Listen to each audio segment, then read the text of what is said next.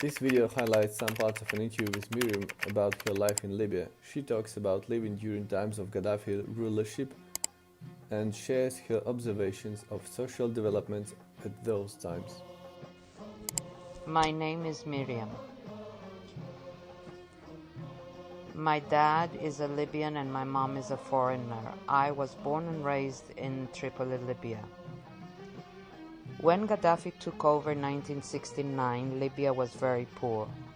Libya had just gotten its independence in 1955. I was not born then, but from stories told to me by my dad and my grandma, things were very tight and very hard.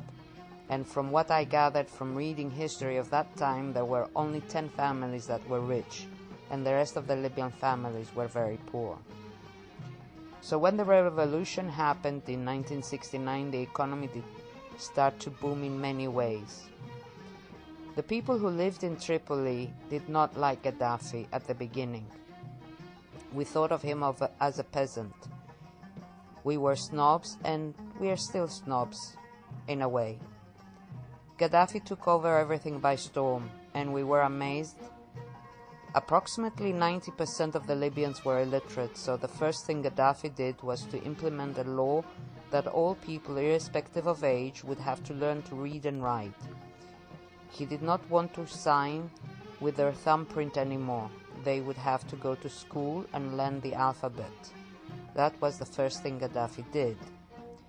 Second thing he did was he forced all families to make all girls go to school.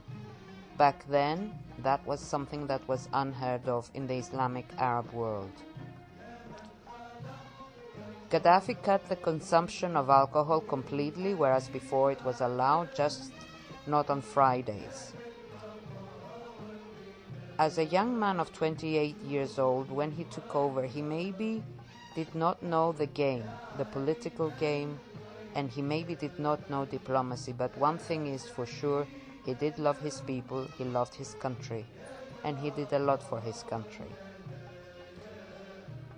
Well, I will tell you what my feelings is, that Gaddafi was not liked at all by outsiders and to the Arab world. He gave a lot of freedom to women, which was unheard of, especially for the Shias. Gaddafi made it a law that a woman was free to marry only after she had turned 18 years old. This is unheard of in the Muslim communities. Now, coming to the West and why they did not like Gaddafi, one of the reasons was because Gaddafi gave the people of Libya free electricity and free water. We only paid an amount of 100 euros once a year for the maintenance of infrastructure. Gaddafi explained that electricity and water was a gift from God, and it's not something that people should have to pay for. Now imagine Portugal, Italy, Germany, England, the United States, that they hear that an African country has decided that their people do not have to pay for electricity and water